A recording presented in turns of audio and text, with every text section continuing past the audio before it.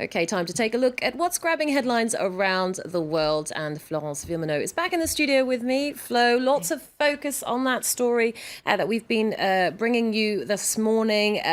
Belgian leaders say they've managed to break a deadlock over the CETA free trade deal with Canada. The French-speaking region of Wallonia had initially vetoed the deal. That's right. Now, Canadian authorities say they're cautiously optimistic about this turnaround. Once bitten, twice shy. That's what they're saying. Let's take a look at the editorial of the Globe and Mail, a main newspaper in Canada. They're staunchly defending this agreement. You can see it's the free trade that matters. This is not some sinister plot for globalization. The Globe and Mail says, the 18th century economist Adam Smith wanted free trade so that people could eat and live better, not quarrel about details. Those old priorities should be the same as ever. Well, a lot of papers are struggling to understand how a little-known region almost blocked the deal. That's right. Let's take a look at the cartoon in the Globe and Mail. You get the impression that Canadian papers are kind of shaken up and confused. Wallonia represents just 0.7% of the EU's population, and you can see it here in charge of the Global Command Center. Who knew that Wallonia was the one pulling all the strings here? Now, the Wall Street Journal has an interesting article today called Wallonia, a Belgian region versus globalization. It's an interesting explainer as to why Wallonia has become this symbol of anti-globalization, because Wallonia actually boomed during the Industrial Revolution thanks to its vast supply of coal. At one point, it was actually the second richest region in the world, but things really turned around in the 1960s as industries sank, and it really fell behind in the years that followed. It wasn't essentially treated very well by globalization. And so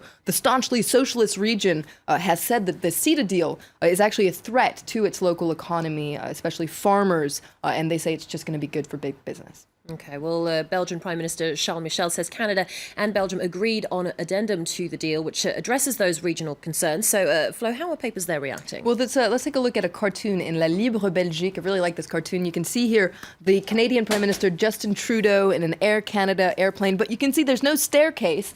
Charles Michel saying, "Be patient, Mr. Trudeau. We had a little technical problem. That staircase should be there quite soon."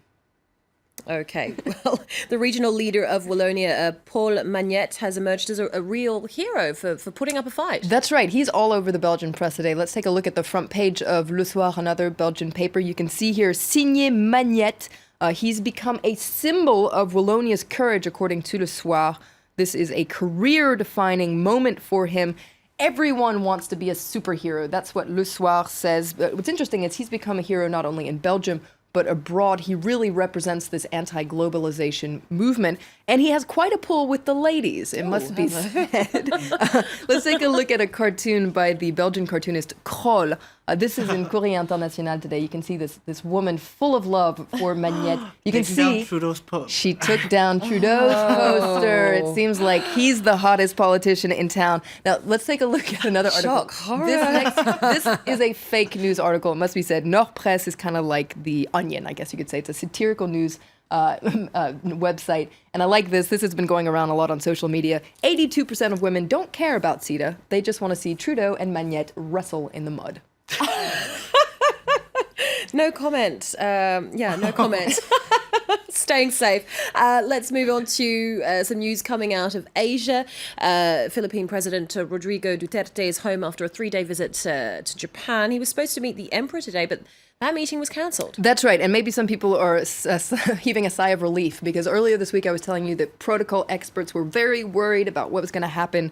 Duterte isn't known for things that he say. He sometimes insults people. And so people were worried about that meeting with the emperor. You can see this is the front page of the Philippine Daily Inquirer, talking about how that meeting with the emperor was canceled, but pointing out that this was a very lucrative deal for Duterte.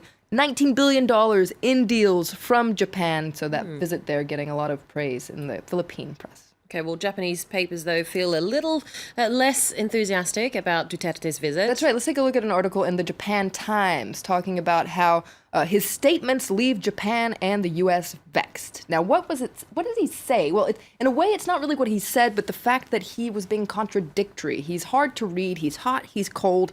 After weeks of insulting the United States and cozying up to China, well, he seemed almost reasonable during his trip to Japan. And so the Japan Times is having a hard time reading him. Will he be true? What is his true intent, essentially? What does he really want? Now, Beijing has been thrilled by what we've been talking about, the pivot from away from the United States towards Japan. You can see here this cartoon in China Daily kind of gloating about this. You have Obama, Cupid, his arrows aren't working with Duterte anymore. And you can see the Prime Minister there, Shinzo Abe, looking a little confused as well, that little rose being all droopy. Meanwhile, Duterte walking away. Now, things could change, because this is another thing that's getting attention in the press today. On his way home, he says that he heard a message from God saying that he should stop swearing, and he vowed to stop swearing. So we'll see if that actually happens. Oh, he's a man of God, is he, Duterte? Okay, all right. Thank you very much for that, Flo. Florence Villeminot with the International Press Review.